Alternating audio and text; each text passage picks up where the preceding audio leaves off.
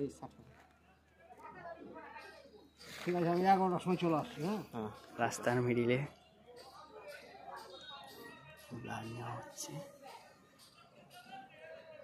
Pen থেকে। Sugar test হবে সেটা, সুগারটা করা বলছে। ওষুধ জলখানে বন্ধ আছে।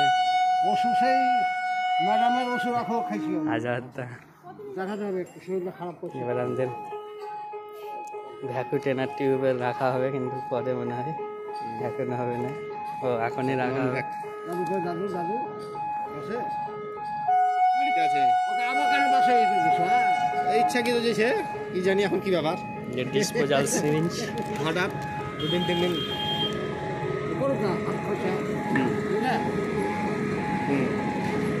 আমাদের চালাইছি বহুত দিন পর গেল।